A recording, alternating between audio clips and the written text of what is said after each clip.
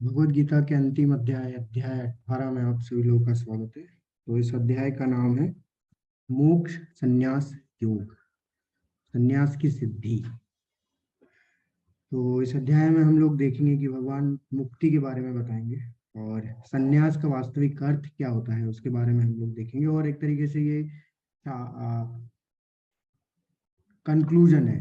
तो इसमें सारी चीजों के बारे में एक जो जो भी अभी तक बताया है उसका कंक्लूजन क्या निकला वो सब इसमें हमें पता चलेगा। तो ये इसमें देखते हैं।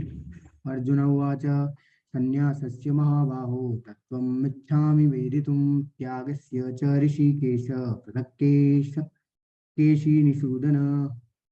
अर्जुन ने कहा, हे महाबाहु, मैं त्याग का उद्देश्य जानने का इच्छुक हूँ, और हे केशी निषूदन, हे ऋषिकेश, मैं त्यागमय जीवन का भी उद्देश्य जानना चाहता हूँ। तो अभी अर्जुन के दिमाग में ये प्रश्न आया कि त्याग का उद्देश्य क्या है और त्यागमय जीवन यानी संन्यास का उद्देश्य क्या है।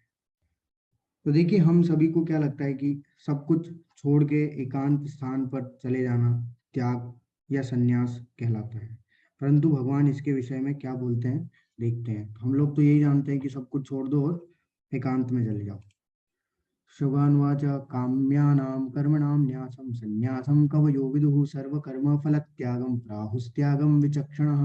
भगवान ने कहा, भौतिक इच्छा पर आधारित कर्मों के परित्याग को विद्वान लोग संन्यास कहते हैं और समस्त कर्मों के फल त्याग को बुद्धिमान लोग त्याग कहते हैं। तो देखिए, भगवान किनके किनके पहली जो बुद्धिमान और जो विद्वान लोग हैं उनकी क्या राय होती है उनके बारे में बता रहे हैं। भगवान की जो भौतिक इच्छा पर आधारित कर्मों के परित्याग को विद्वान लोग संन्यास कहते हैं। तो जो भी हम लोग भौतिक इच्छा करते हैं, ठीक है, तो वैसे कर्म जो कि हमारी भौतिक इच्छाओं को पूरी करने के लिए हम लोग कर रहे हैं वो संन्यास नहीं है। वास्तविक में भौतिक इच्छा पर आधारित कर्मों के परित्याग, तो वैसे कर्म नहीं करना है हम लोग की जो हमारी भौतिक इच्छाएं पूरी करने, वास्तव में हमें भगवान के लिए कर्म करने हैं, तो वो संन्यास है वास्तव में। और समस्त कर्मों के फल त्याग को बुद्धिमान लोग त्याग कहते हैं। तो कर्म फलों का त्याग करना त्याग होता है। तो देखिए, भगवान यहाँ बोल ही रहे हैं कि संन्यास का वास्तविक मतलब है कि कोई भी कार्य अपनी भौतिक इच्छा के लिए ना करना, यानी कार्य सिर्फ और सिर्फ भगवान के लिए करना। तो वही असली संन्यास है। संन्यास का मतलब क्या होता है? संन्यास दो शब्दों से बना है, सत प्लस न्यास, यानी कि सत्यता के निकट जाना। न्यास मतलब निकट, सत्यता के निकट जाना। परम सत्य कौन है? भगवान, यानी भगवान के निकट जाना। तो ऐसे कर्म जो हमें भगवान के निकट ले जाएं उसको वास्तविकता में संन्यास बोला जाता है। तो जो हम संन्यास समझते हैं कि सब कुछ छोड़ देना, वो असली संन्यास नहीं है। इसलिए असली संन्यास ही युक्त वैराग्य है। मतलब कुछ भी छोड़ो मत, सिर्फ सभी को जोड़ो, किससे? भगवान से। अब त्याग, त्याग लोग समझते हैं कर्मों का त्याग करना, परंतु भगवान क्या बोल रहे हैं? त्याग का वास्तविक अर्थ है कर्म फलों का त्याग। मतलब कर्म फलों से निरासक्त होके कर्म करना है, वो वास्तविकता में त्याग होता है।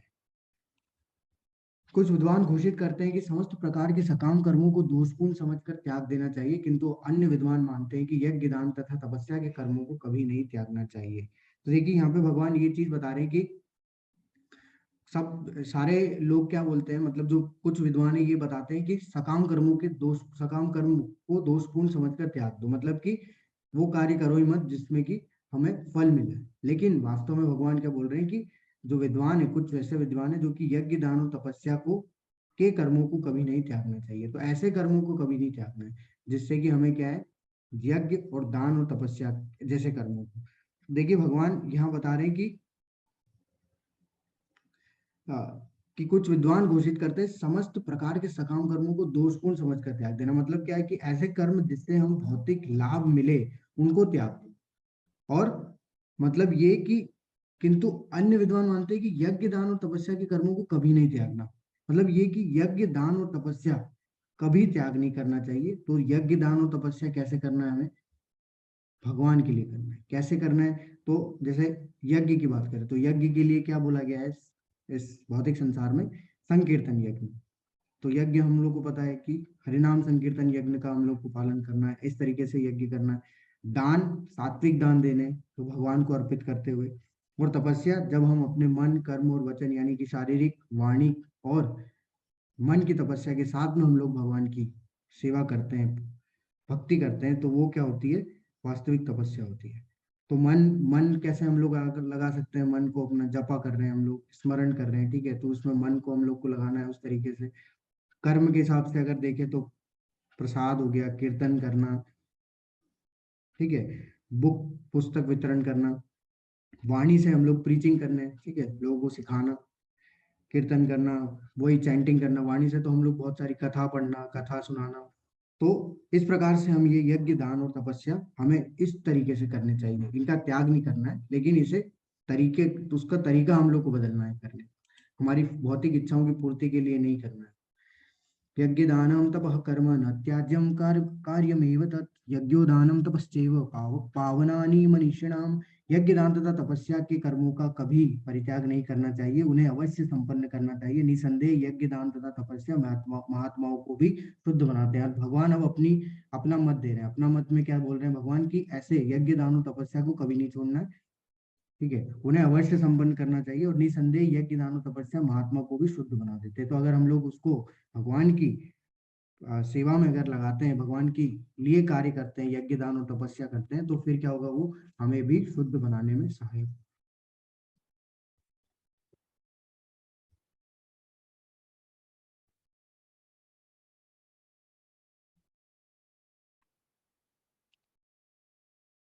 एतान्यपि तु कर्माणि संगम त्यक्त्वा फलानि च कर्तव्यानि ते मे पार्थम निश्चितम मतम उत्तमम।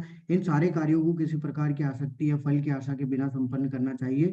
हे प्रतापुत्र, इन्हें कर्तव्य मानकर संपन्न किया जाना चाहिए, यही मेरा अंतिम मत है। और भगवान अपना अंतिम मत क्या दे रहे हैं कि ये यज्ञ दान और तपस्या किसके लिए करनी है, हमें ये फल की इच्छा के बिना करनी है। तो फल का परित्याग करके यानी कि त्याग की भावना से हमें क्या करना है, इन तीनों कार्यों को संपन्न करना है, ठीक है, ये समझ के कि ये हमारा क्या है, कर्तव्य है। और इस तरीके से अगर हम लोग कार्य करेंगे तो क्या होगा, इस तरीके से कार्य करने से हम लोग क्या है कि सारे कर्मों के बंधनों से मुक्त हो जाएंगे। और कर्मों के बंधनों से मुक्त हो जाएंगे तो अंततः भौतिक इस भावबंधन से भी हम लोग क्या है, मुक्त हो जाएंगे। अब बहुत ही महत्वपूर्ण श्लोक है। भगवान यहाँ पे बता रहे हैं कि जो कोई भी कार्य हम लोग करते हैं उसके पीछे क्या है, कुछ ना कुछ कारण होते हैं। वो कारण कौन कौन से हैं? हे महाभाव अर्जुन, वेदांत के अनुसार समस्त कर्मों की पूर्ति के लिए 5 कारण होते हैं। अब तुम इन्हें मुझसे सुनो। कर्म का स्थान, कर्ता, विभिन्न इंद्रियां, चेष्टाएं तथा यानी इच्छाएं तथा परमात्मा, ये 5 कर्म के कारण हैं। तो देखिए होता क्या है कि हम लोगों को लगता है कि सारे कार्य हम ही कर रहे हैं। और ऐसा क्यों लगता है, उसका उसका भी कारण हम लोग को पता है कि उसका कारण है अहंकार। अहंकार विमूढ़ आत्मा करता रहूं पी मन्यते, भगवान बताएं कि हम लोग अहंकार वश ये समझ लेते हैं कि सारे कार्य हम लोग कर रहे हैं। मतलब हम अपने अहंकार वश ये मान लेते हैं कि जो भी इस संसार में हो रहा है वो मेरे द्वारा हो रहा है, यानी मेरे जीवन में भी जो हो रहा है वो सब मेरे द्वारा किया जा रहा है। परंतु इसके परिणाम भी हमें भी भुगतने पड़ते हैं।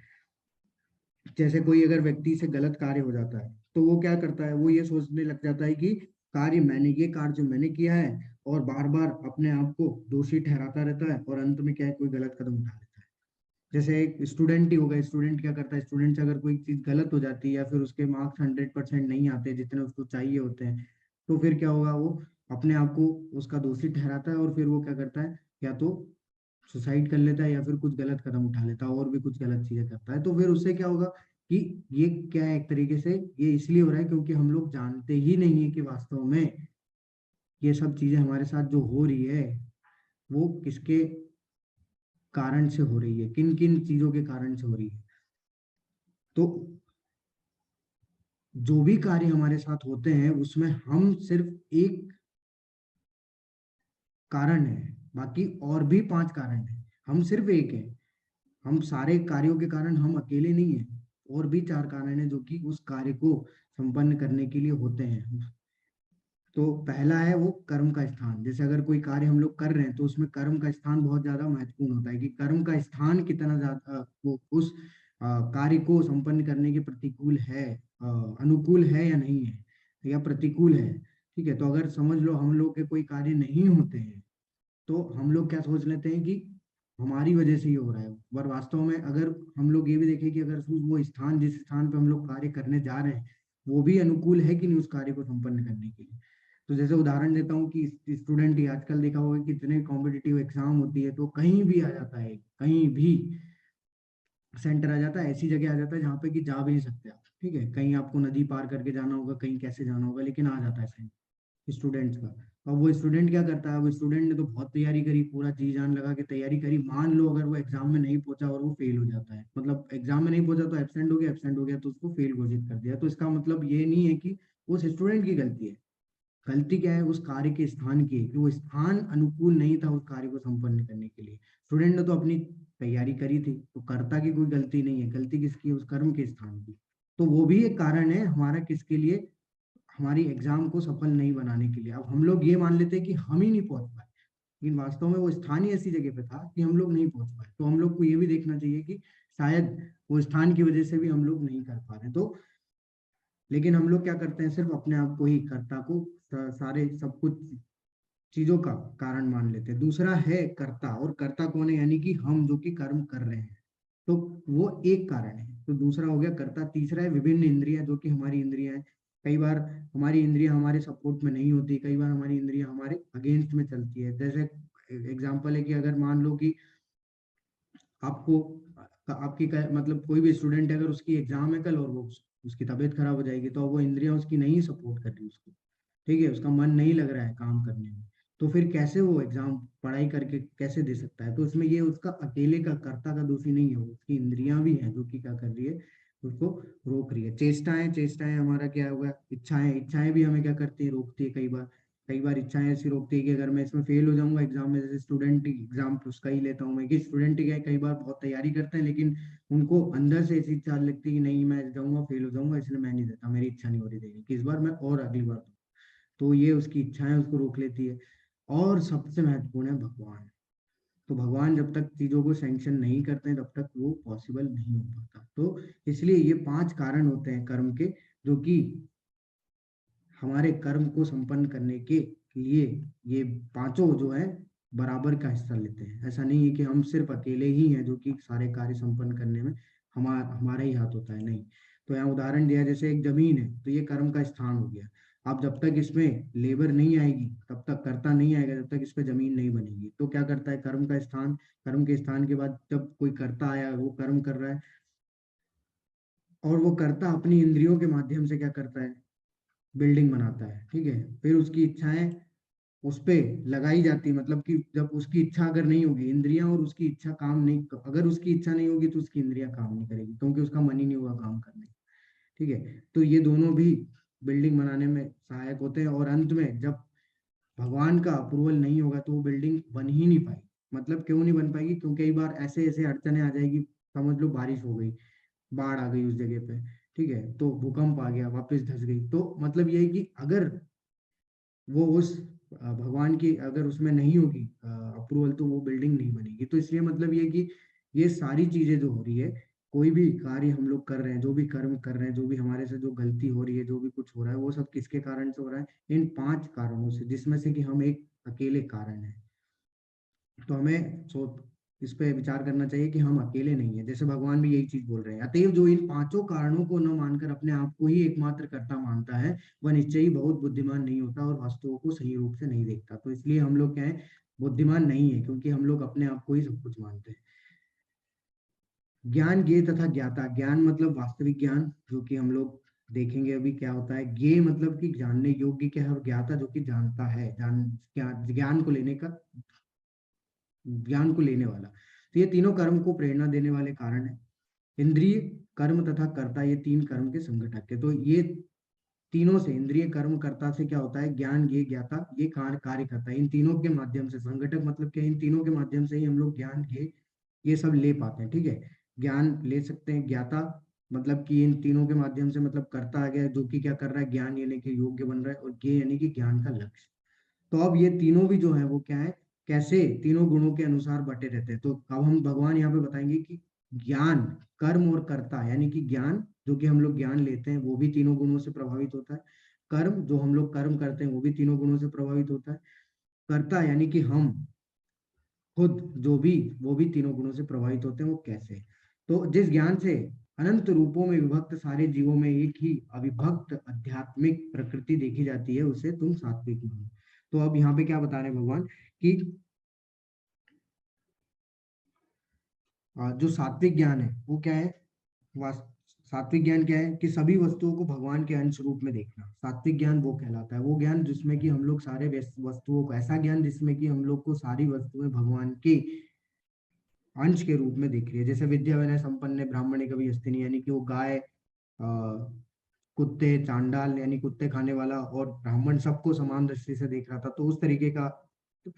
और राजसी ज्ञान क्या होता है, जिस ज्ञान से कोई मनुष्य विभिन्न शरीरों में भिन्न भिन्न प्रकार के जीव देखता है, उसे तुम राजसी मानो। यानी कि उसमें व्यक्ति वस्तुओं को भगवान के अंश नहीं मानता और अपने भोग के हिसाब से क्या करता है, वो वस्तुओं को देखता है। तो जो भोग के लिए सही है वो अच्छी है, जो भोग के लिए खराब गलत है वो बेकार हुई। राजसी ज्ञान वो हो गया। और वह ज्ञान जिसमें मनुष्य किसी एक प्रकार के कार्य को अति तुच्छ है, जो अति तुच्छ होते हैं, सब कुछ मानकर सत्य को जाने बिना उसमें लिप्त रहता है, तामसी कहा जाता है। तो वास्तव में तमोगुण में ज्ञान होता ही नहीं है। ये सतोगुण के क्या होता है, बिल्कुल विपरीत होता है। तम का मतलब क्या होता है, तम का मतलब होता है अंधेरा। तो इसमें क्या होता है, सिर्फ अंधकार ही अंधकार होता है, यानी कि अंधेरा ही होता है, ठीक है, अज्ञानता ही होती है, इसमें ज्ञान होता ही नहीं वास्तव में। प्रकृति के गुणों के आधार पर तीन प्रकार की क्रियाएं यानी कि कर्म। कर्म कौन से हैं, जो कर्म नियमित है और जो आसक्ति राग या द्वेष से रहित कर्म फल की चाह के बिना किया जाता है, वो सात्विक कहलाता है। तो कर्म कौन से हो गए, नियमित है। जो नियमित हम लोग डिसिप्लिन में एकदम रूल और रेगुलेशन को फॉलो करके करते हैं शास्त्रों के आधार पर। जो आसक्ति राग या द्वेष, आसक्ति यानी अटैचमेंट, राग और द्वेष मतलब क्या हो गया, राग और द्वेष का मतलब हो गया पसंद या नापसंद। तो हमारी पसंद या नापसंद से भी अलग है। कर्म फल की चाह के बिना, उसमें कोई फल की इच्छा नहीं हो रही है, वह सात्विक कहलाता है। जैसे उदाहरण के तौर पे मैं बताता हूँ कि रोज सुबह ब्रह्म मुहूर्त में उठना किसी को भी पसंद नहीं है, लेकिन अगर कोई उठता है तो वो कर्म कैसा हो गया, सात्विक हो गया। वास्तव में सात्विक कर्म से क्या होता है, सात्विक कर्म से जो मनुष्य है, उस सात्विक कर्म हमेशा क्या होते हैं, वो मनुष्य कल्याण के लिए ही होते हैं। ठीक है, तो उसमें हमें अच्छा बुरा कुछ नहीं। अब देखिए, अच्छा भी लगता है जो सुबह नहीं उठता, कई बार ऐसे होते हैं जो कार्य हमें अच्छे नहीं लगते तो हम लोग छोड़ देते हैं, तो उसमें हम लोग वैसा नहीं करना है कि जो अच्छा है बुरा है। जैसे ब्रह्म मुहूर्त में उठना कहीं भाई बिल्कुल भी पसंद नहीं है लोगों को, सुबह से इतनी जल्दी, सुबह सुबह तो और अच्छी नींद आती है, लेकिन अगर कोई व्यक्ति करता है तो वो उसके कल्याण के लिए ही है। अब रजोगुणी क्या है, लेकिन जो कार्य अपनी इच्छा पूर्ति के निमित्त प्रयास पूर्वक एवं मिथ्या अहंकार के भाव से किया जाता है, वह रजोगुण कहला जाता है। तो रजोगुण में क्या होता है कि जो मिथ्या अहंकार के भाव से किए जाते हैं, मिथ्या अहंकार यानी कि फॉल्स फॉल्स ईगो के कारण, अपने फॉल्स ईगो यानी कि अपनी ही अहंकार को पुष्ट करने के लिए कि मैं शरीर, मतलब क्या होता है कि मैं शरीर हूँ, इसको तो एक दिन नष्ट हो जाना है, तो जितना भोग करना है करो।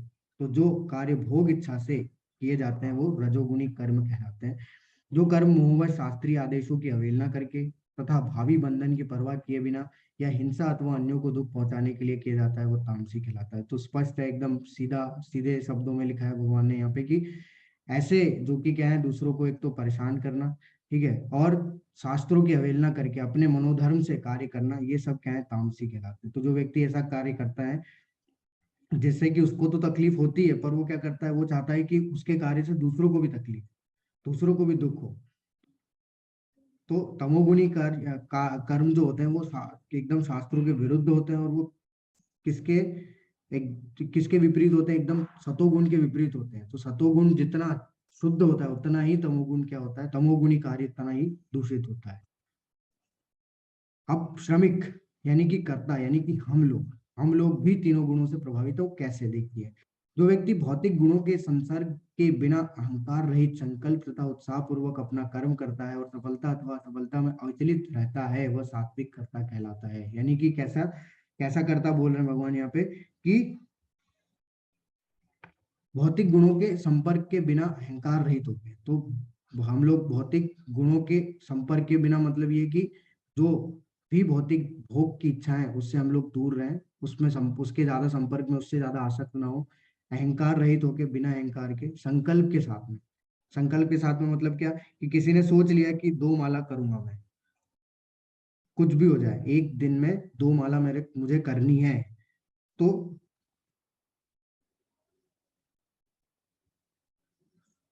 तो वो संकल्प हो गया कि 2 माला मुझे करनी ही करनी है। और उत्साह पूर्वक, दूसरी चीज है कि उत्साह पूर्वक, देखिए धक्का मार के नहीं करनी है कि जबरदस्ती हमने ले लिया कि 2 करनी है तो हम लोग कैसे भी धक्का मार के कर रहे हैं। कैसा करना है, उत्साह पूर्वक करना है। और सफलता अथवा असफलता में अविचलित रहना है। और इससे ये भी नहीं सोचना है कि अच्छा ये 2 माला कर लूंगा तो मैं एकदम महान बन जाऊंगा, बहुत बड़ा भक्त बन जाऊंगा, या फिर इससे कुछ फायदा भी नहीं होगा, क्या ही मतलब है 2 माला करने से। तो ये सफलता असफलता से भी विचलित नहीं होना है कि कुछ मुझे मिल भी रहा हो तो भी ठीक है, नहीं मिल रहा हो तो ठीक, कोई दिक्कत नहीं। वह सात्विकता कहलाता है। तो इसके उदाहरण में हम लोग देखते हैं प्रभुपाद जी का उदाहरण। तो प्रभुपाद जी सात्विकता के उदाहरण में क्यों आते हैं सही से देखिए तो आप जब हमने स्टार्टिंग में ही जब इस अध्याय इस कोर्स की शुरुआत की थी तो मैंने आपको बताया था कि जब प्रभुपाद जी स्टार्ट किए थे इस कृष्ण भावनामृत के प्रचार को शुरू किए थे, तो उन्हें शुरुआती दिनों में लगभग लगभग 43 साल, 42 से 43 साल तक उन्हें कोई भी सफलता प्राप्त नहीं हुई थी। आप सोच सकते हैं 43 साल तक उन्हें प्रयास किया, उन्हें कोई सफलता प्राप्त नहीं हुई। फिर उन्होंने निर्णय लिया जब उनकी 70 वर्ष की आयु हो गई, तब जब वो वृंदावन में थे तो उन्होंने निर्णय लिया कि अब कुछ भी हो जाए उन्हें अपने गुरु के आदेश की पूर्ति करनी ही है। तब उन्होंने निर्णय लिया, तब वो पाश्चात्य देश गए और पाश्चात्य देश में जाके उन्होंने प्रचार किया। और जब उन्होंने प्रचार किया तो आप देख सकते हैं कि 10 साल के अंदर अंदर, अब 10 साल के यानी कि 1966 में गए थे और 1977 तक लगभग लगभग उन्होंने कई सारे भक्त बना दिए थे, कई सारे मंदिरों का निर्माण कर दिया था। कुछ लगभग लगभग 108 या 200 मंदिरों के करीब जो है उन्होंने निर्माण कर दिए थे। और बहुत ही उनको उम्दा जो है सक्सेस मिली थी। तो आप देख सकते हैं कि इससे पहले जब प्रभुपाद जी को 43 साल तक कोई सफलता प्राप्त नहीं हुई थी तो भी वो लगे हुए थे उस कार्य में। ऐसा नहीं कि वो एकदम विचलित हो गए और बैठ गए कि एक जगह कि अब कुछ नहीं हो पाता, मुझे एकदम कुछ नहीं करना है। लेकिन फिर भी लगे हुए थे, और जब उनको सफलता प्राप्त हो गई फिर भी वो लगे हुए थे। आप देख सकते यूट्यूब पे आप देखेंगे एक वीडियो है जिसमें कि प्रभुपाद जी अपने अंतिम समय में भी भगवतम का जो है वो ट्रांसलेशन कर रहे हैं। ठीक है, भक्त उनकी आवाज को रिकॉर्ड कर रहे हैं जबकि वो लेटे हुए हैं, मतलब अंतिम समय उनका करीब एकदम निकट है। तो अब ये देखिए कि वो कभी भी सफलता में विचलित नहीं हुए, असफलता में भी विचलित नहीं हुए। तो वो ऐसा जो करता होता है वो सात्विक करता कहलाता है।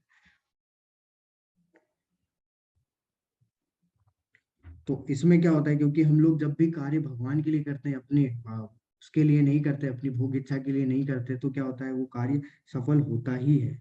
उसको क्योंकि हम लोग किसकी उसमें किसकी कृपा आती है, भगवान की कृपा होती है, गुरु की कृपा होती है। तो जब तक हम भगवान के लिए कार्य नहीं करेंगे, भगवान की इच्छा से कार्य नहीं कर भगवान के लिए भगवान की सेवा में कार्य नहीं करेंगे, तो क्या होगा, उसको उससे हमें क्या होगा, उससे हमें इस भौतिक बहुबंधन में फंसे रहना पड़ेगा। नहीं तो हम लोग क्या होगा, अगर कभी भगवान के लिए कर्म कर रहे हैं, भगवान की सेवा में कार्य कर रहे हैं, तो हम मुक्त हो सकते हैं इस भवबंधन से आसानी से, बिना किसी चीज की अपेक्षा किए, बिना किसी फल की इच्छा किए। लेकिन वह कार्यकर्ता जो अपने श्रम के फल से जुड़ा हुआ है और जो जोश से आनंद लेना उसका जो जोश से उनका आनंद लेना चाहता है, जो लालची, ईर्ष्यालु और अपवित्र है और खुशी और संकट से आगे बढ़ता है, जोश की प्रवृत्ति में एक कार्य करता है, वही क्या है, रजोगुणी होता है। तो रजोगुणी कैसे होते हैं, रजोगुणी क्या करते हैं हमेशा, रजोगुणी रजोगुणी के मन में हमेशा क्या रहता है, हमेशा श्रम वो करते हैं किसके लिए, फल की इच्छा के लिए, अपनी भोग इच्छा, इंद्रिय तृप्ति को पूरी करने के लिए, अपनी इंद्रियों को तृप्त करने के लिए, इंद्रिय भोग के लिए। ठीक है, तो भोग इच्छा को पूरी करने के लिए जो कार्य करता है, तो उसमें उसकी क्या हो जाती है, उसमें उसकी लालच बढ़ जाती है। ठीक है, तो इतनी लालच बढ़ जाती है कि वो क्या करता है कि अपनी इच्छाओं को पूरी जब होते देखता है तो और लालच आता है, जब और पूरी होती है और लालच आ जाता है। इससे ईर्ष्या कैसे आती है कि अगर वो अपने से ज्यादा व्यक्ति को देखता है कि हाँ इसके पास इतनी बड़ी कार है, तो उससे ईर्ष्या होने लग जाती है, इसके पास इतना पैसा है, उससे ईर्ष्या होने लग जाती है। अपवित्र मतलब ये कि वो कभी भी सही ढंग से कार्य नहीं करता, मतलब कि वो हमेशा सबको नीचा दिखाने के लिए, सबका वही, क्योंकि उनके अंदर प्रतिस्पर्धा चलती रहती है ना, तो उस तरीके से कार्य करता है, खुशी और संकट से आगे बढ़ता है। जोश की प्रवृत्ति में एक कार्यकर्ता जो होता है वो रजोगुणी होता है। तो फल की इच्छा से अगर कोई कार्य करेगा तो वो ऐसी इस तरीके से ही, क्योंकि वो अपने फलों से भोग इच्छा को पूरा करना चाह रहा है, जो भी कार्य कर रहा है उससे जो मिलने वाले फल है उससे भोग इच्छा हो रही है उसकी पूरी। जो कर्ता सदा शास्त्रों के आदेशों के विरुद्ध कार्य करता है, जो भौतिकतावादी, हट्टी कपटी और अन्यों का अपमान करने में पटु और तथा जो आलस, सदैव खिन्न तथा काम करने में दीर्घ सूत्री है, वह तमोगुणी कहलाता है। मतलब क्या हो रहा है यहाँ पे कि आलसी तो होते हैं, ये शास्त्रों के विरुद्ध कार्य भी करते हैं जो तमोगुण में होते हैं, और तो और क्या करते हैं, ये दीर्घ सूत्री होते हैं। दीर्घ सूत्री मतलब कि ये टालते रहते हैं काम को। आज नहीं करते कल करते हैं, नहीं नहीं नहीं नहीं, कल नहीं करते परसों करते हैं, नहीं नहीं कर परसों भी नहीं, और अगले दिन करते हैं। तो ये सब क्या है, ये दीर्घ सूत्री है, मतलब कि टालते रहते हैं काम को, क्योंकि ये आलसी होते हैं। ठीक है, इनके पास ये सिर्फ क्या करने में रह जाते हैं, प्लानिंग करने में रह जाते हैं, और फिर अंत में क्या हो जाता है इनका, अंत में यही हो जाता है कि ये डिप्रेशन, एंजाइटी, इन सब के जो है शिकार होते हैं। तो ऐसे करता जो है तमोगुणी होते हैं। हे धनंजय, मैं प्रकृति के तीनों गुणों के अनुसार तुम्हें विभिन्न प्रकार की बुद्धि या निर्धारण यानी डिटर्मिनेशन के विषय में विस्तार से बताऊंगा। तो अब देखिए, जो दृढ़ निश्चय होता है हमारा, डिटर्मिनेशन और बुद्धि, वो भी तीनों प्रकार, तीनों गुणों से बंधी होती है। कैसे? हे प्रथापुत्र, वह बुद्धि सतोगुणी है जिसके द्वारा मनुष्य ये जानता है कि क्या करनी है और क्या नहीं, जिससे डरना चाहिए, किससे डरना चाहिए और किससे नहीं, क्या बांधने वाला और क्या मुक्ति देने वाला है। तो देखिए यहाँ पे वो कार्य, वो बुद्धि सतोगुणी है। कैसी बुद्धि? जिसमें कि व्यक्ति को ये पता चल जाता है कि उसके लिए क्या करना है, मतलब क्या करने योग्य है और क्या करने योग्य नहीं है इस संसार में, इस भौतिक संसार में, और किससे डरना है, किससे नहीं डरना है, कौन कौन से ऐसे कर्म है जो हमें बांधेंगे, कौन से ऐसे कर्म है जो हमें मुक्त करेंगे। अगर ये सब चीजों में जो डिफरेंशिएट कर पाता है, जो इन चीजों में देख पाता है कि कौन सा गलत है, कौन सा सही है, तो ये सब ऐसी बुद्धि जो होती है वो सतोगुणी बुद्धि होती है। प्रतापुत्र, जो बुद्धि धर्म तथा अधर्म, करणीय तथा अकरणीय कर्म में भेद नहीं कर पाती, वो राजसी, और जो ऐसा नहीं कर पाती कि वास्तव में धर्म क्या है, अधर्म क्या है, क्या करना है, क्या नहीं करना है। क्योंकि यहाँ पे व्यक्ति क्या कर रहा है, यहाँ पे व्यक्ति ये देख रहा है कि मेरी भोग इच्छा किससे पूरी हो रही है। अगर उसकी भोग की इच्छा पूरी हो रही है कोई भी कार्य से, फिर वो गलत क्यों ना हो, तो वो उसके लिए करनी हो गया। तो ये क्या है, गलत है। वो भेद ही नहीं कर पा रहा है कि वास्तव में करने की योग्य क्या है और नहीं करने की योग्य क्या है, कौन से कर्म ऐसे हैं जो करने योग्य, कौन से कर्म जो नहीं करने योग्य। तो वो राजसी होते हैं, उनकी उनकी बुद्धि क्या, रजोगुण से प्रभावित होती है। जो बुद्धि मोह तथा अहंकार के वशीभूत होकर अधर्म को धर्म, धर्म को अधर्म मानती है और सदैव विपरीत दिशा में प्रयत्न करती है, वो तामसी होती है। तो बिल्कुल विपरीत होती है सतोगुण के। ठीक है, तो जिसको यही नहीं पता कि धर्म क्या है, वो अधर्म जो कर रहा है उसको धर्म मानती है। कई बार बोलते हैं हम लोग ना कि दुर्योधन के साथ बुरा क्यों हुआ, क्योंकि शायद कई कई लोग जब पहला श्लोक पढ़ते हैं तो पहले श्लोक में ही वो ये बोल देते हैं कि कौरवों को वो क्यों बोल दिया है, असुर क्यों बोल रहे हैं। पहले ही श्लोक में उनको कैसे जज कर सकता है कोई। तो ये ऐसे लोग होते हैं जो कि तमोगुण में होते हैं। वो अपने आप को क्या समझते हैं कि वो बुद्धिमान है। वास्तव में भगवान जो चीज बोल रहे हैं वो तो करेक्ट होगी, वो तो सब जानते थे। तो जो अंधकार में रहते हैं, मोह ग्रसित होते हैं, वो उनको कुछ पता ही नहीं होता, अज्ञानता के कारण से वो अधर्म को धर्म बताते हैं और धर्म को अधर्म बताते हैं। ऐसे जो होते हैं वो तामसी, इन ऐसे लोगों की तामसी बुद्धि होती है, यानी कि उनकी बुद्धि तमोगुण से प्रभावित होती है। और डिटर्मिनेशन, जो दृढ़ निश्चय हम लोग करते हैं, वो भी देखिए तीनों गुणों से प्रभावित है। हे पार्थ, वह निश्चय जो अटूट है, जो कभी तोड़ता नहीं है व्यक्ति, ठीक है, जो योग साधना द्वारा निरंतरता के साथ है। योग साधना कैसी? भक्ति योग साधना के साथ में हम लोग डिटर्मिनेशन, यानी कि हम लोग निरंतर लगातार बनाए रखते हैं और इस प्रकार मन, जीवन और इंद्रियों के कार्यों को नियंत्रित करते हैं, वो सात्विक तरीके होते हैं। तो सात्विक, हमारा दृढ़ निश्चय सात्विक कब होगा, कब सतोगुण से प्रभावित होगा? जब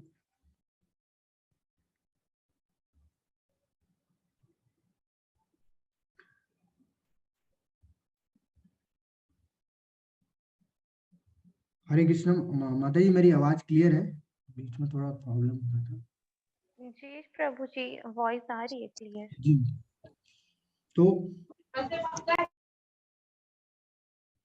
जो सतोगुण से हमारा जो डिटर्मिनेशन प्रभावित होता है, वो कैसा होता है? जब हमारा निश्चय जो होता है वो अटूट होना चाहिए। मतलब कि अगर हम लोग कोई भी चीज डिसाइड एक बार कर लिए तो उसको पूरे डिटर्मिनेशन के साथ, मतलब तोड़ना नहीं है। कई बार हम लोग अपनी कोई दूसरी चीज हो जाए, कोई भी दूसरा कारण हमारे पास आता है तो हम लोग उस चीज को छोड़ देते हैं। जैसे एग्जाम्पल हो गया कि शनिवार आ गया, अब हमारा डिटर्मिनेशन टूटने वाला है। क्यों? क्योंकि हम लोग सोचते हैं कि अच्छा कल तो छुट्टी है, कल हम लोग देर से भी माला कर लेंगे तो क्या ही प्रॉब्लम है, तो इसलिए हम लोग सुबह नहीं उठेंगे, मंगल आरती नहीं जाएंगे, थोड़ा आराम कर लेते हैं। तो ये क्या है? ये डिटर्मिनेशन नहीं है। डिटर्मिनेशन हमारा होना चाहिए कि जिसमें हम लोग मन, जीवन और इंद्रियों के कार्यों को नियंत्रित कर सके।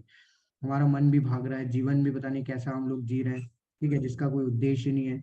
और इंद्रियों को हम लोग लगे हैं इंद्रियों की इच्छा पूरी करने में, तो वो नियंत्रण में है ही नहीं। तो वो सब कैसे, वो डिटर्मिनेशन डिटर्मिनेशन सात्विक नहीं होंगे। सात्विक ऐसे होंगे जब हमारा सब कुछ जो है वो नियंत्रण में होगा। लेकिन है अर्जुन, जिस धृति यानी कि डिटर्मिनेशन, निश्चय से मनुष्य धर्म अर्थ तथा काम के फलों में लिप्त बना रहता है, वो राजसी होता है। तो धर्म मतलब हम कोई भी अपना कर्तव्य चुन लेते हैं, और वो कर्तव्य हम क्यों चुनते हैं? अर्थ यानी कि पैसे कमाने के लिए। अर्थ मतलब पैसे कमाना, तब पैसे कमाने के लिए। और उससे पैसे जो होते हैं, उस पैसे से हम लोग क्या करते हैं? उस पैसे से हम लोग क्या करते हैं? काम यानी कि हमारी भौतिक इच्छाओं की पूर्ति करते हैं।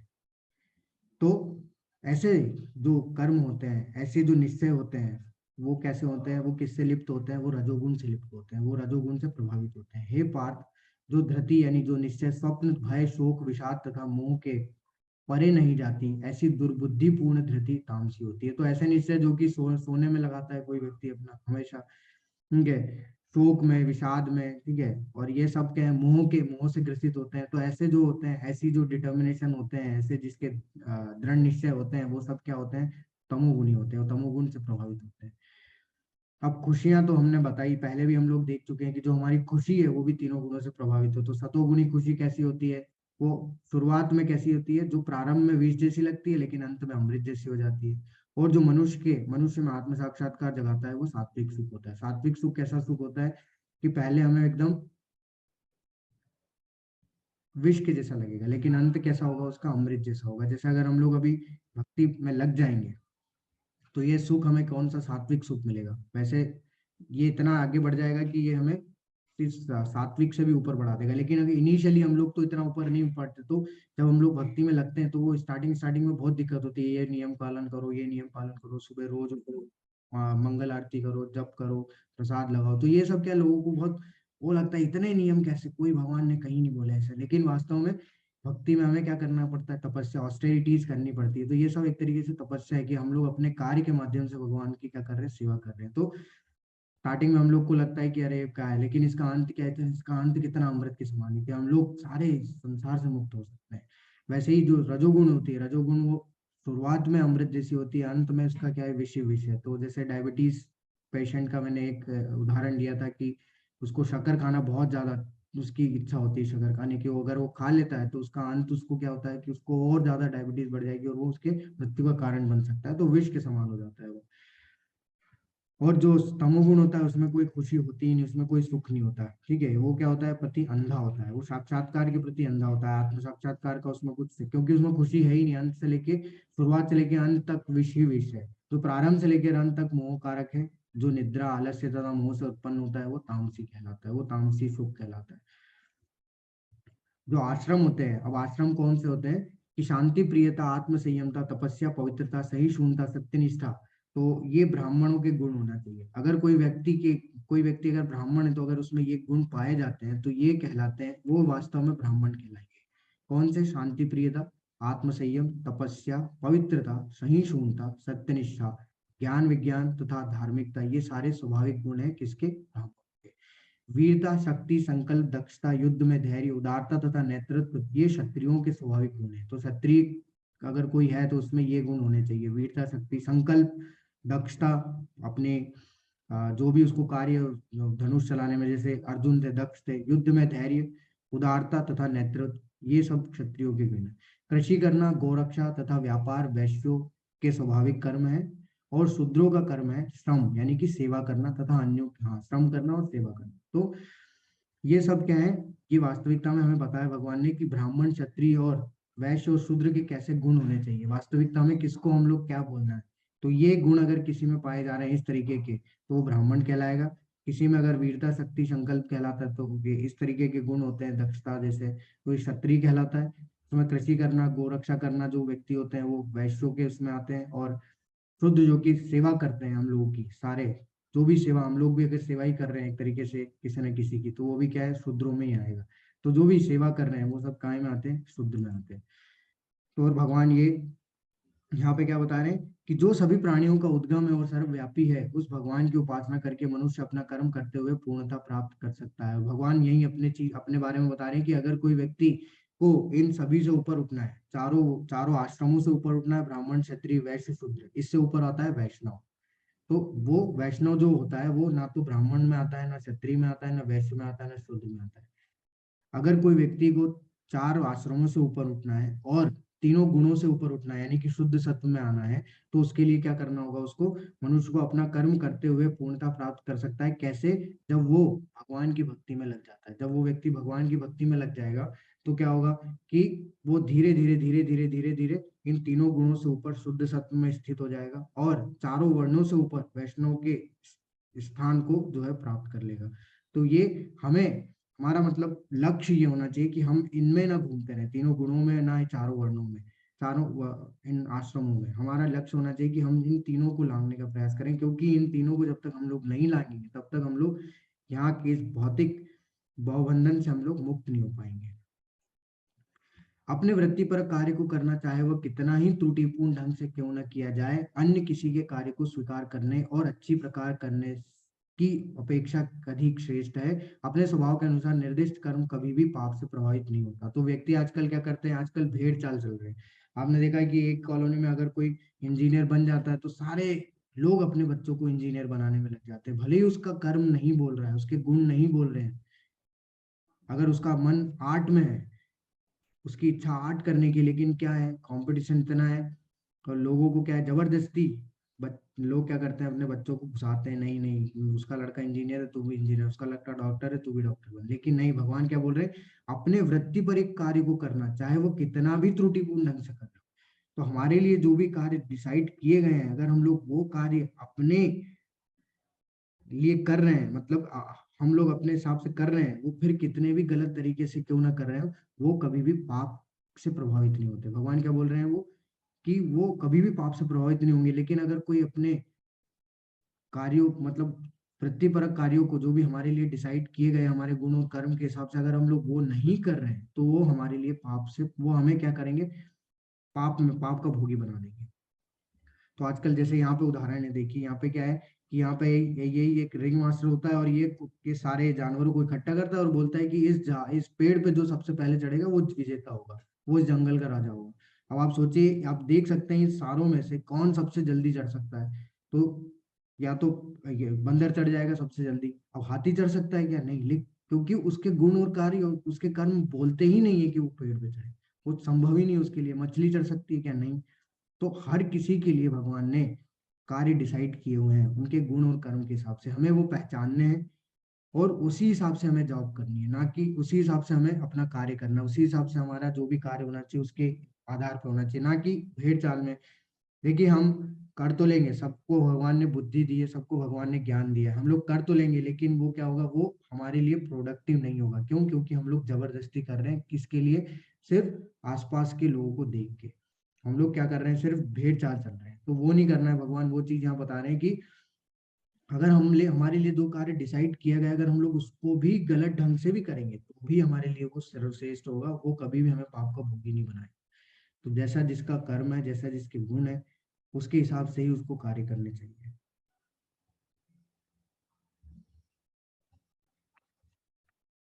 तो आगे चलते हैं हम लोग। जो आत्म संयमी तथा अनासक्त है, वह जो समस्त भौतिक भोगों की परवाह नहीं करता, वह संन्यास के अभ्यास द्वारा कर्मफल से मुक्ति की सर्वोच्च सिद्ध अवस्था प्राप्त कर सकता है। और भगवान यहाँ क्या बोल रहे हैं कि जो अपने आत्म संयमी है, जो कि जिसने जो संतुष्ट है, मतलब अनासक्त है, यानी कि किसी भी चीज से उसकी आसक्ति नहीं है, खासकर किससे? भौतिक संसाधनों से। समस्त भौतिक भोगों की परवाह नहीं करता वो, मतलब उसके लिए सारे जो भी भौतिक भोग है वो उसको इतना ज्यादा महत्वपूर्ण, इतना ज्यादा महत्ता नहीं देता है। वह संन्यास के अभ्यास द्वारा कर्म फल से मुक्ति की सर्वोच्च सिद्ध अवस्था प्राप्त कर सकता है। तो संन्यास का अभ्यास क्या है? संन्यास का अभ्यास यह है कि भौतिक इच्छा के लिए कार्य ना करके किसके लिए कार्य करना है? भगवान के लिए। तो वो अभ्यास है संन्यास के लिए। तो हम जो भी अपने नियत कर्म कर रहे हैं उसको अगर भगवान की सेवा में लगाते हुए करते हैं, इस तरीके का अभ्यास करते हैं, तो वो संन्यास का अभ्यास कहलाता है। इससे क्या होगा? हमें कर्मफल से मुक्ति प्राप्त हो जाएगी और कर्मफल से मुक्ति प्राप्त होगी तो हम लोग इस संसार से मुक्त हो जाएंगे, यानी कि हम लोग सर्वोच्च सिद्ध अवस्था प्राप्त कर सकते हैं। सर्वोच्च सिद्ध अवस्था होती है कि जन्म मृत्यु जरा व्याधि की, व्याधि के चक्र से बाहर निकल के भगवान के धाम को प्राप्त करना। ब्रह्मभूता प्रसन्नात्मा न शोचति न कांक्षति। समः सर्वेषु भूतेषु मदभक्तिम लभते पराम। इस प्रकार जो दिव्य पद पर स्थित है वो तुरंत पर ब्रह्म का अनुभव करता है और पूर्णतया प्रसन्न हो जाता है। वह न तो कभी शोक करता है, न किसी वस्तु की कामना करता है। वो प्रत्येक जीव पर संभाव रखता है। उस अवस्था में वह मेरी शुद्ध भक्ति को प्राप्त करता है। तो वही भगवान फिर से वही चीज बोल रहे हैं कि अगर कोई व्यक्ति भक्ति मार्ग में आगे बढ़ रहा है, अगर कोई व्यक्ति इस तरीके से संन्यास का अभ्यास करके कार्य कर रहा है, तो क्या होगा कि वो ब्रह्मभूत प्रसन्नात्, वो कभी भी और न सोचती न कांक्षती, वो कभी ना तो शोक करेगा और ना भी कभी उसको किसी चीज की कामना होगी। मतलब जो भी उसके पास रहेगा उससे वो संतुष्ट हो जाएगा कि जो कुछ भी दिया है भगवान का उसके लिए बहुत बहुत धन्यवाद। हर चीज के लिए भगवान को शुक्रिया अदा करेगा कि ये चीज मेरे पास इसीलिए है क्योंकि भगवान ने ये चीज मुझे दी है। तो इस तरीके के उसके विचार, उसके भाव जो है उत्पन्न होंगे अगर हम लोग संन्यास का अभ्यास करते हैं। तो वह ना तो कभी शोक करेगा, ना कभी किसी की वस्तु, वह प्रत्येक जीव पर संभाव रखेगा। और वो क्या है, सबको कैसे समझेगा, सबको ये समझेगा कि ये सब भगवान के अंश है, ये सब आत्मा है और इस हर किसी के हृदय में भगवान परमात्मा रूप में स्थित है, ये उसका भाव होगा। और ऐसी अवस्था अगर कोई पा लेता है तो वो क्या है, शुद्ध भक्ति को प्राप्त कर सकता है। तो हमने देखा था कि अलग अलग स्तर होते हैं भक्ति के। तो उस तरीके से जो है श्रद्धा से लेके प्रेम तक के स्तर को जो है वो प्राप्त कर सकता है। केवल भक्ति से मुझ भगवान को यथारूप में जाना जा सकता है। भक्त्या माम अभिजानाति, भगवान स्पष्ट बोल दिए हैं। जब मनुष्य ऐसी भक्ति से मेरे पूर्ण भावनामृत में होता है तो वह वैकुंठ जगत में प्रवेश कर सकता है। स्पष्ट, एकदम क्लियर, हम लोग बोल सकते हैं क्लियर कट हिंदी में भी अगर देखें तो कोई अनपढ़ व्यक्ति को अगर हम लोग समझाएंगे तो वो भी समझ सकता है इस चीज को कि केवल भक्ति से मुझे भगवान को यथारूप में जाना जा सकता है, बिना को और कोई नहीं। ना भगवान ने ऐसा नहीं बोला कि तुम कर्म करके मुझे जान सकते हो, कर्म योग से जान लो। और भगवान ने ये भी नहीं बोला ये कि ज्ञान योग से जान लो।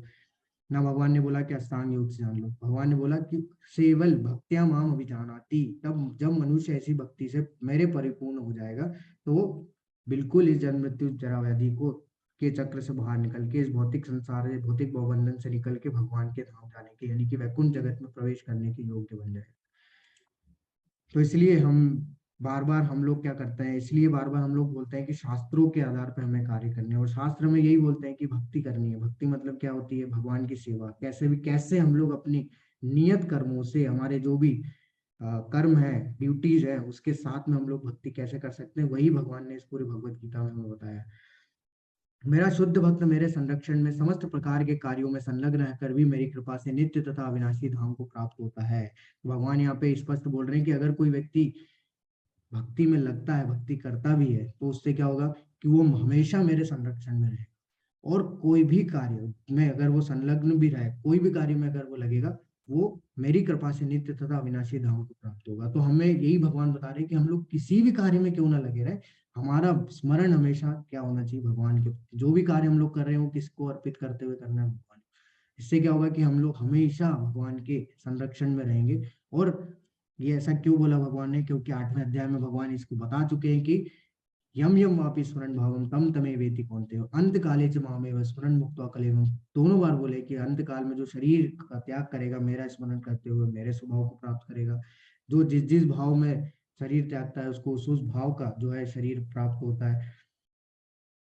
तो वही भगवान इसलिए यहाँ पे बोल रहे हैं कि अगर तुम इस कार्य में लगे रहेंगे तो क्या होगा, मेरे संरक्षण में रहोगे और अंत में तुम्हें दिक्कत नहीं होगी। तुम जिस भाव को, मतलब मेरे भाव में, मतलब मेरे भाव का स्मरण करते हुए अगर तुम शरीर त्यागोगे तो तुम मेरे स्वभाव को प्राप्त होगे। इसलिए भगवान बोल रहे हैं मेरी उस पर नित्य कृपा रहती है, हमेशा बनी रहती है।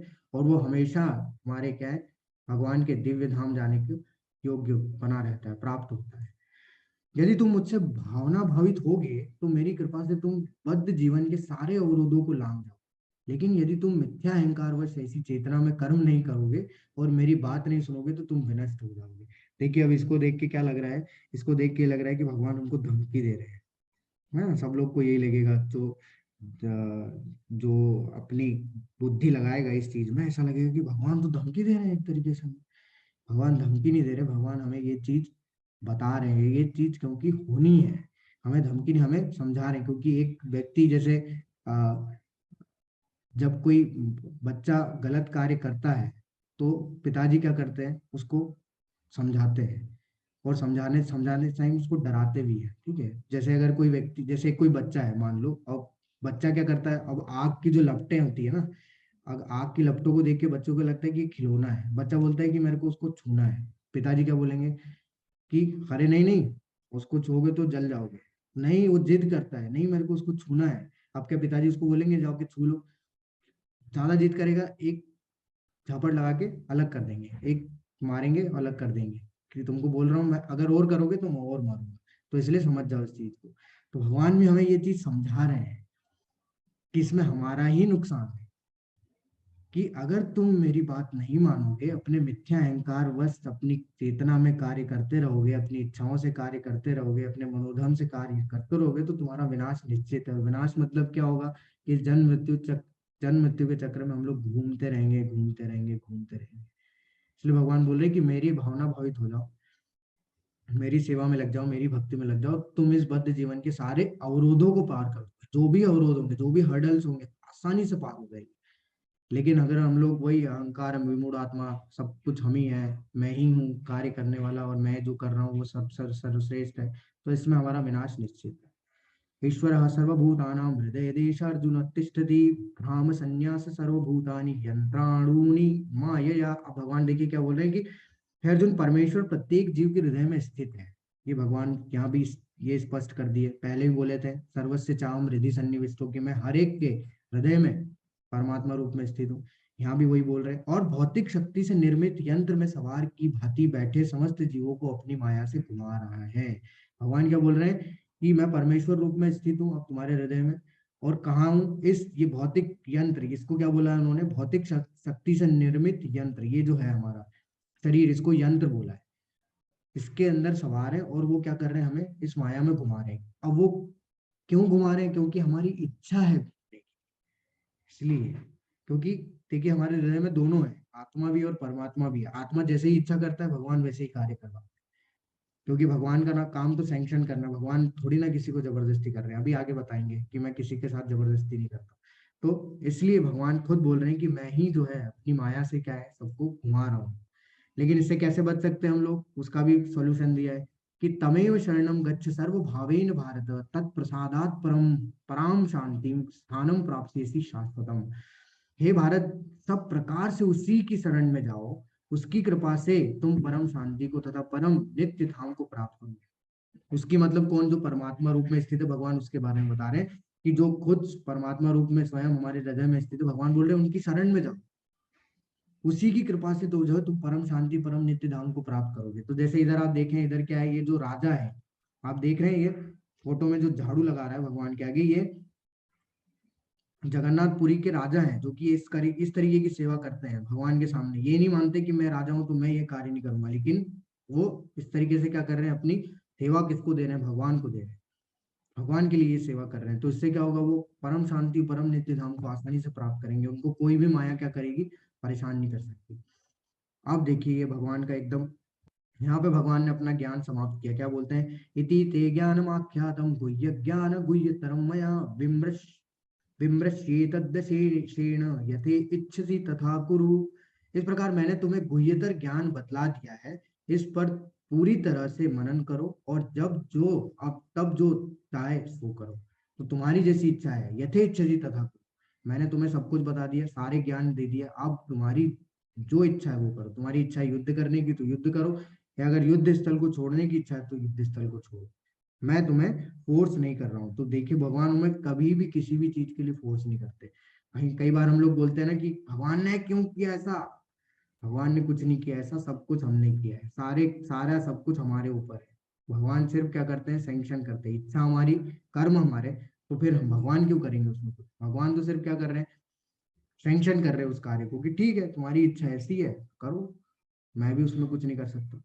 तो भगवान हमारा मार्गदर्शन करते हैं, लेकिन हम उसको समझ नहीं पाते हैं, क्योंकि हम लोग बद्ध हैं, हम लोग फंसे हुए हैं इस संसार। मन्मनाभव मत भक्तो माध्याजिमाम नमस्कुरु मामे वेश्यसि सत्यम ते पति जाने प्रियोसी में। अब ये जो मनमनाभव मत भक्तो, ये 9वें अध्याय में भी मैं आपको बताया था, फिर से भगवान उसी चीज को बोल रहे हैं कि ठीक है, तुम मेरा सदैव चिंतन करो, मेरे भक्त बनो, मेरी पूजा करो, मुझे नमस्कार करो, इस प्रकार तुम निश्चित रूप से मेरे पास आओगे। मैं तुम्हें वचन देता हूँ, क्योंकि तुम मेरे परम प्रिय मित्र हो। तो भगवान यहाँ पे हमें ये चीज बता रहे हैं कि भगवत गीता का वास्तव में सार क्या है। तो दो श्लोक जो है, अगर कोई भी व्यक्ति आपको पूछता है कि भगवत गीता को मुझे एकदम संक्षिप्त में समझा दो, आपने 18 दिन पढ़ तो लिया, कोई लेता है ना टेस्ट, बहुत सारे लोग होते हैं, अच्छा ले लिया आपने 18 दिन का, बताइए क्या भगवत गीता का सार क्या है। तो सार ये है, मन मना भव मत भक्तो माध्याजी माम नमस्कुरु मामे वेशेषि सत्यम ते पति जाने प्रियो वसी में। और इसके अगला वाला श्लोक वो भी सार, दो श्लोक हैं जो कि भगवत गीता की समरी है एक तरीके से, कि कंक्लूजन को हम लोग को दर्शाते हैं कि वास्तव में हमें करना क्या है। पूरी भगवत गीता में यही चीज बताई गई है, जो कि इन दो श्लोकों में स्पष्ट रूप से भगवान ने बता दी कि मेरा चिंतन करो। ठीक है, मेरा चिंतन नहीं कर सकते, चलो मेरे भक्त बन जाओ। और भक्त बनने का भी टाइम नहीं है तो ठीक है, मेरी पूजा ही कर लो। अच्छा, पूजा भी नहीं कर सकते तो नमस्कार कर लो भाई। अगर तुम मुझे नमस्कार भी करोगे तो क्या होगा, भगवान क्या एक तरीके से ट्रिक है कि अगर किसी कोई नमस्कार करता है तो पूजा कर लेगा, पूजा करेगा तो धीरे धीरे वो भक्त भी बनेगा, भक्त बनेगा तो धीरे धीरे अपने मन को यानी चिंतन, अपने मन को जो है भगवान में लगाएगा। तो इस प्रकार वो क्या है, निश्चित रूप से मेरे पास आ सकता है। और भगवान बोल रहे हैं, मैं वचन देता हूँ क्योंकि तुम मेरे प्रिय मित्र हो। तो अगर हम भी इस भाव से, जिस भाव से अर्जुन ने कार्य किया है, उस भाव से अगर हम भी भक्ति करेंगे तो हम भी जो है भगवान के धाम जाने योग्य बन सकते हैं। और दूसरा, ये सबसे महत्वपूर्ण, सर्वधर्मान् परित्यज्य मामेकं शरणं व्रज अहं त्वां सर्व पापेभ्यो मोक्षयिष्यामि मा शुचः। समस्त प्रकार के धर्मों का परित्याग करो और मेरी शरण में आओ, मैं समस्त पापों से तुम्हारा उद्धार कर दूंगा, डरो मत। तो देखिए भगवान यहाँ पे स्पष्ट बोल रहे हैं कि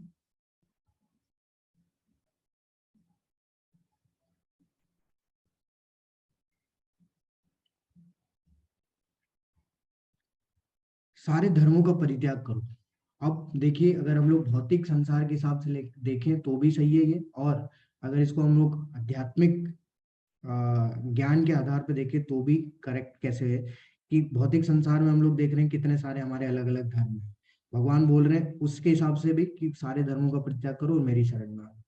दूसरी चीज, अगर आध्यात्मिक विज्ञान के हिसाब से अगर देखें तो वो धर्म जो कि हमारा मनोधर्म है, जो कि हमारे लिए डिसाइड किया गया, हम लोग कुछ भी अपने हिसाब से कार्य कर रहे हैं, भगवान बोल रहे हैं अगर तुम कुछ भी कार्य कर रहे हो, सब कुछ क्या करो, मेरे लिए करो। यानी कि वो धर्मों को त्याग दो, सब कुछ त्याग दो, अपने कर्मों को, धर्मों को, और सब कार्य मेरे लिए करो, मेरे खुशी के लिए करो, और मेरी शरण में आओ, मैं समस्त पापों से तुम्हारा उद्धार कर दूंगा। भगवान बोल रहे हैं इससे तुम्हारे सारे पाप क्या है, मैं सारे तुम्हारे पापों से तुमको मुक्त कर दूंगा, डरो मत। तो देखिए, ये माँ शुचा बोलना बहुत बहुत ही महत्वपूर्ण है, ये डरो मत माँ शुचा। तो भगवान ने यहाँ क्यों बोला है, क्योंकि भगवान को पता है कि भगवान को प्राप्त कर पाना आसान नहीं है, उसके लिए बहुत कष्ट झेलने पड़ते हैं। जैसे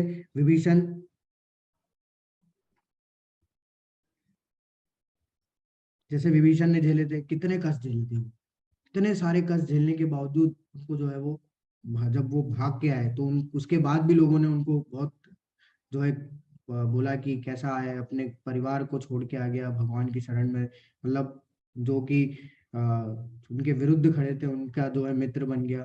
तो इस तरीके से उनको बहुत जो है टॉन्ट मारते थे, लेकिन भगवान ने क्या बोला, डरो मत, लगे रहो, अगर तुम लगे रहोगे तो मैं तुम्हारे साथ हूँ, मैं तुम्हारे रक्षा करने के लिए खड़ा हूं मैं। लेकिन अगर हम लोग प्रयास ही नहीं करेंगे तो क्या होगा, उसमें बहुत मुश्किल होगा, उसमें फिर भगवान भी कुछ नहीं कर पाएंगे, क्योंकि हम लोग को बोला है भगवान पहले भी कि अभ्यास है ना तो कूदते हैं, तो अभ्यास तो हमें करना ही पड़ेगा, तभी हम लोग को भगवान कृपा कर पाएंगे। तो जैसे आजकल भी होता है कि कई कई लोगों के घर में भक्ति नहीं करने देते, कई लोगों के घर में, अरे ये क्या कर रहा है, अभी इतनी सी उम्र में लग गया तू, बच्चे से जो यूथ होता है उसको ये सब बोलते हैं। फिर कई बार होता है कि अरे इन सब कार्यों में इससे कुछ नहीं मिलेगा, कार्य करने पड़ते हैं, कर्म करना पड़ता है, ऐसा थोड़ी ना भक्ति करने से सब कुछ मिल जाएगा। तो बिल्कुल कार्य करने, लेकिन किसके लिए करने ये तो हमें किसी को पता ही नहीं ना, बस कर रहे हैं हम लोग गधे जैसे। तो भगवान वहां बोल रहे हैं कि कोई कुछ भी बोल रहा हो, आपको आप पे हंस रहा हो, आप कीर्तन कर रहे हो, आप पे हंस रहे हैं लोग, आजकल हंसते हैं, ठीक है, उनको लगता है कि पता नहीं क्या कर रहे हो। तो भगवान बोल रहे कोई कुछ भी बोले, अगर आप लगे हैं दृढ़ निश्चय के साथ में, प्रयास कर रहे हैं तो करते रहिए, डरो मत, मैं तुम्हारे साथ हूं। भगवान का बोलने का डरो मत का मतलब ये कि मैं तुम्हारे साथ हूँ, बस लगे रहो, अंत में सफलता मिलेगी ही मिलेगी। यह गुह्य ज्ञान उनको कभी ना बताया जाए जो ना तो संयमी है, ना एकनिष्ठ है, ना भक्ति में रत है, ना ही उसे जो मुझसे द्वेष करता है। तो भगवान ये क्यों बोल रहे हैं? क्योंकि इससे क्या होगा, समय नष्ट होगा। तो अगर हम लोग मान देख अगर देखा देख अगर मैं उदाहरण दूं कि अगर एक व्यक्ति है जिसके अंदर की बहुत जिज्ञासा है इस चीज को जानने की, और एक व्यक्ति है जिसको कोई मतलब नहीं, आप उसको बता भी दो, तो आप, भगवान बोल रहे हैं उस पर समय मत बर्बाद करो जिसको कि बिल्कुल जानने में जिज्ञासा नहीं है, और जिस वो की क्या कर रहा है, सिर्फ आपकी बातों को काटने का प्रयास कर रहा है। उसको बताओ जो उसमें बहुत जिज्ञासा है आपको, आप उसको जरा सा ही बताओगे तो वो भक्त बन जाएगा। तो हमें प्रयास उन पे नहीं करना है जो कि बिल्कुल ही आ, ध्यान नहीं दे रहे, बिल्कुल भी भगवान के अस्तित्व को स्वीकार नहीं कर रहे, या फिर कुछ भी बातों को स्वीकार नहीं कर रहे, अपना कुछ भी मनोधर्म से अपनी जो है टिप्पणियां दे रहे हैं। भगवान बोल रहे हैं कि उनको जाके बताओ जो कि बैठे हैं, जिनके अंदर बहुत जिज्ञासा है, उनको अगर बताओगे तो वो तुरंत भक्त बन जाएंगे। तो अब ये नहीं है कि उनको बताएं कि नहीं बताएं, उनको बताना ही नहीं है, मतलब अगर बता भी रहे हैं तो उनके साथ में समय व्यर्थ नहीं करना है, उनके साथ में बहस नहीं करना है। क्योंकि हर किसी को रियलाइजेशन बाद में ही होता है, मतलब कि हर किसी का एक स्टेज होता है रियलाइजेशन का, जब उसको रियलाइज होगा, जब वो खुद स्वयं अपने आप चल के आएगा। जो व्यक्ति भक्तों को यह परम रहस्य बताता है वह शुद्ध भक्ति को प्राप्त करेगा, और अंत में वह मेरे पास वापस आएगा। और भगवान क्या बोल रहे हैं कि अगर इस ज्ञान को जो है किसी को भी बताएगा, किसी को भी समझाएगा, किसी को भी देगा, वो शुद्ध भक्ति को प्राप्त करेगा और अंत में मेरे पास वापस आएगा। और तो और इस संसार में उसी उसकी अपेक्षा कोई अन्य सेवक ना तो मुझे अधिक प्रिय और ना ही कभी होगा। और भगवान क्या बोल रहे हैं कि इस ज्ञान को जो बांटता है, भगवान बोल रहे हैं कि उससे अधिक कोई मेरे को प्रिय है ही नहीं। तो इसलिए प्रभु जी ने ये इस बार निकाला है कि आप अपने आसपास, अगर आपको लगता है कि आपको इससे बहुत सीखने मिला है, इससे आपको बहुत फायदा, और लोगों को भी हो सकता है कि वास्तव में एक है क्या, तो इसलिए भगवान बोल रहे हैं कि इसे क्या करो, इसे और भी लोगों तक पहुंचाओ। जितने ज्यादा लोगों तक जब पहुंचाएंगे, भगवान बोल रहे हैं जो जो इस ज्ञान को जितना ज्यादा आगे तक पहुंचाता है, जितना और भी बताता है, और भी लोगों को समझाता है इस रहस्य को, वो भगवान बोल रहे हैं वो बहुत ज्यादा मुझे प्रिय, और वो मेरे पास वापिस आने योग्य बन सकता है, बन जाएगा। और मैं घोषित करता हूँ कि जो हमारे इस पवित्र संवाद का अध्ययन करता है वो अपनी बुद्धि से मेरी पूजा करता है। तो हम लोग अपने इंटेलिजेंस से कैसे पूजा कर रहे हैं, भगवान बोल रहे हैं कि जो इसको पढ़ता है, अध्ययन कर रहा है। इसलिए हम लोग क्या बोलते हैं कि रोज एक अध्याय जो है, एक चैप्टर या एक लाइन या एक श्लोक, कुछ भी आपके पास जितना समय हो उसको पढ़िए। तो एक तरीके से हम क्या है, वो भी हम लोग क्या कर रहे हैं, सेवा ही कर रहे हैं। किससे? हमारी बुद्धि से, क्योंकि उसको हम लोग समझने का प्रयास कर रहे हैं, उसमें हम लोग अपना समय दे रहे हैं। तो भगवान जब भी हम लोग अपना समय निकाल के देते हैं भगवान के लिए, भगवान की सेवा में, तो वो भी सेवा होती है। इसलिए भगवान बोल रहे हैं इसको कि ये एक तरीके से बुद्धि से सेवा करना। और जो श्रद्धा समेत और द्वेष रहित होकर इसे सुनता है वह सारे पापों से मुक्त हो जाता है और उन शुभ लोकों को प्राप्त होता है जहाँ पुण्यात्माएं निवास करती है। तो जो व्यक्ति सुनता भी है, जो, ठीक है, और पढ़ता है, लेकिन किस भाव से पढ़ना है, उसको संशय रहित हो गए। तो बहुत सारे लोग संशय कर देते हैं कि यार भगवान इतने अहंकारी हैं कि हर चीज में अपना ही सब कुछ बोल रहे हैं, मेरे लिए करो वो करो, मेरे लिए ये करो वो करो। तो ये सब क्या है, ये संशय है, ये जिज्ञासा नहीं है। जिज्ञासा अलग तरीके से आएगी कि आपको जानना है और जानना है कि ऐसा क्यों बोला होगा, ये जिज्ञासा है। तो संशय नहीं करना है हमें। संशय करने से क्या होगा कि हमारे अंदर विपरीत भाव पैदा होंगे, और वो विपरीत भाव में क्या है कि जो भी ज्ञान होगा वास्तविक, उसको समझने में सहायता नहीं करेंगे। तो इसीलिए भगवान यहाँ बोल रहे हैं कि द्वेष रहित होकर श्रद्धा के साथ में और बिना संशय के अगर हम लोग सुनेंगे, तो क्या होगा कि सारे पापों से मुक्त हो जाएंगे और उन शुभ लोगों को प्राप्त होंगे जहाँ पे कि पुण्य आत्मा, यानी कि उच्च लोगों को जो है प्राप्त होंगे, जहाँ पे कि पुण्य आत्माएं निवास करती है।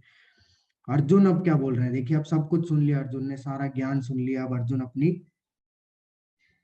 प्रतिक्रिया दे रहे हैं। अब अर्जुन ने क्या समझा वो बता रहे हैं अर्जुन अपने। तो अर्जुन क्या बोल रहे हैं, नष्टु मोहम स्मृति लब्धा तत्व प्रसादनम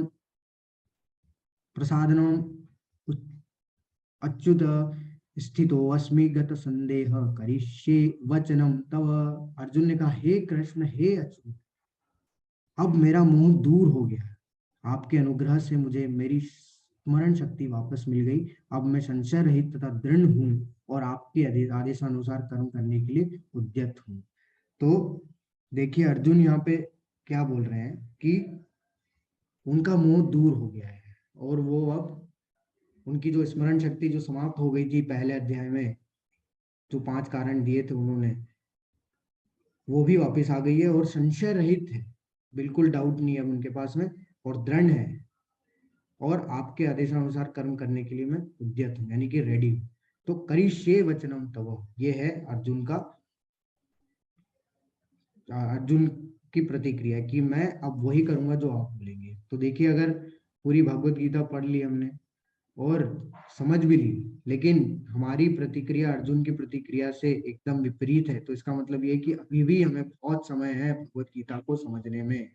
क्योंकि हमारा विचार भी कैसा होना चाहिए, हमारी प्रतिक्रिया भी ऐसी होना चाहिए कि अब मैं भी वही करूंगा जो भगवान बोलेंगे। भगवान के जो आदेश है इस पूरी भगवत गीता में, मैं भी उसी का पालन करूंगा, उसी के अनुसार अपने इस भौतिक जीवन को जीऊंगा और वही करूंगा जो कि इसमें बोला गया, उसको करने का प्रयास करूंगा। ठीक है, अगर नहीं कर पाया तो प्रयास तो एटलीस्ट करूंगा। तो इसलिए हमारा अगर ऐसा विचार नहीं है, हमारा अगर ऐसी प्रतिक्रिया नहीं आ रही है इस पूरी भगवद गीता पढ़ने के बाद, हमारे मन में ये चीजें नहीं आ रही, अभी भी संशय पैदा हो रहे हैं, तो हमें क्या करना है, फिर से प्रयास करना है उसको सीखने का, समझने का, और फिर से इस निश्चय पे आना है, जिस जो निश्चय की, जो निर्णय की अर्जुन ने लिया है। तब तक हमें, जब तक हम लोग इस निर्णय पे नहीं आ जाते, इसका मतलब ये कि हमें और समय लगेगा अभी भी इसको सीखने में। अब संजय अपनी प्रतिक्रिया दे रहे हैं। संजय क्या बता रहे हैं कि संजय ने कहा, इस प्रकार मैंने कृष्ण तथा अर्जुन इन दोनों महापुरुषों की वार्ता सुनी और यह संदेश इतना अद्भुत है कि मेरे शरीर में रोमांच हो रहा है। तो अभी देखिए संजय ने भी पूरी भगवत गीता सुनी और वो ये सुन के एकदम उसके शरीर में रोमांच हो रहा है उनके। व्यास की कृपा से मैंने ये परम गुह्य बातें साक्षात योगेश्वर कृष्ण के मुख से अर्जुन के प्रति कही जाती सुनी। तो क्योंकि व्यास जी ने उनको दिव्य दृष्टि दी थी, तो सब कुछ उन्हें दिख रहा था, सब कुछ वो सुन पा रहे थे।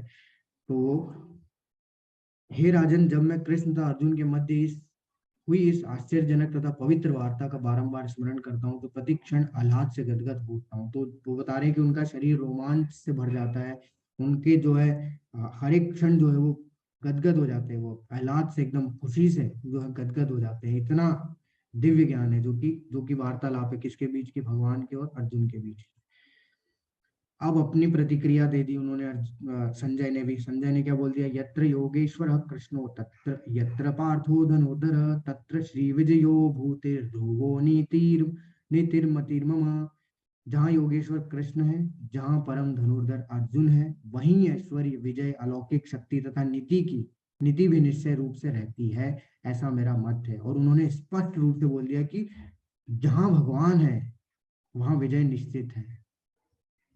तो जहाँ भगवान है, जहाँ अर्जुन है, वहीं विजय निश्चित है। तो उन्होंने सीधा इतना पूरी भगवत गीता सुनने के बाद ही बोल दिया कि पांडवों की विजय निश्चित है। क्यों? क्योंकि उनका निर्णय क्या रहा कि जिस भी साइड में भगवान होंगे उनकी विजय निश्चित है। इसलिए जब तक हमारी साइड में भगवान हम नहीं आएंगे तब तक हमारी विजय नहीं हो पाएगी। तो अगर हमारी विजय हमें प्राप्त करनी है, हमें इस माया से जो हम लोग युद्ध लड़ रहे हैं, अगर इससे हमें विजय प्राप्त करनी है, तो इसके लिए हमें भगवान को हमारी साइड लेके आना पड़ेगा। और भगवान हमारी साइड कब आएंगे? जब हम लोग भक्ति करेंगे, जब हम लोग भगवान के नाम का जप करेंगे। तो जब तक, और ये सिद्ध कर दिया संजय ने कि जिसकी भी साइड भगवान होते हैं उसकी विजय निश्चित होती है। तो अगर हमारी साइड भी भगवान होंगे तो हमारी विजय निश्चित है, उसमें कोई भी दो राह नहीं है, उसमें कोई भी डाउट नहीं है। तो इसीलिए अर्जुन अंत में क्या बोल रहे हैं, ऐसा मेरा मत है। और उन्होंने अपना मत यहाँ बता दिया। प्रभुपाद जी क्या बोलते हैं कि जहाँ कृष्ण तथा अर्जुन उपस्थित है वही संपूर्ण श्री यानी विजय होगी। युद्ध को यह निर्णय करना था कि संसार पर शासन कौन करेगा। संजय ने भविष्यवाणी की कि सत्ता युधिष्ठिर के हाथों में चली जाएगी, क्योंकि वे न केवल पुण्यात्मा तथा पवित्र आत्मा थे, अपितु वे कठोर नीतिवादी थे।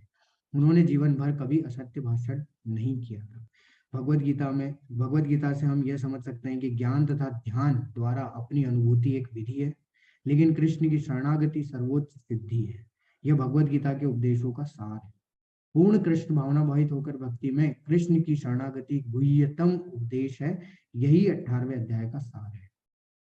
भगवत गीता में 5 प्रमुख विषयों की व्याख्या की गई। भगवान, प्रकृति, भौतिक प्रकृति, जीव, शाश्वत काल तथा सभी प्रकार के कर्म, सब कुछ भगवान कृष्ण पर आश्रित है। जीव अपने मूल रूप में शुद्ध आत्मा है। वह परमात्मा का एक परमाणु मात्र है। चूंकि सारे जीव कृष्ण की तटस्था शक्ति है, यानी कि उनकी एक शक्ति है, अतएव उनका संसर्ग भौतिक शक्ति या आध्यात्मिक शक्ति से परे होता है।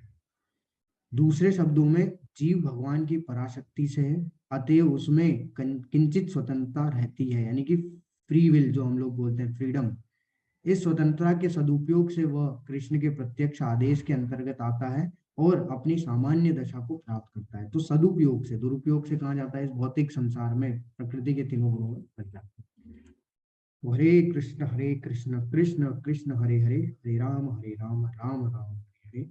ये अध्याय हमारा यहीं समाप्त होता है और इसी के साथ हमारा जो भगवत गीता का 18 दिन का कोर्स है वो भी यहाँ पे समाप्त होता है। तो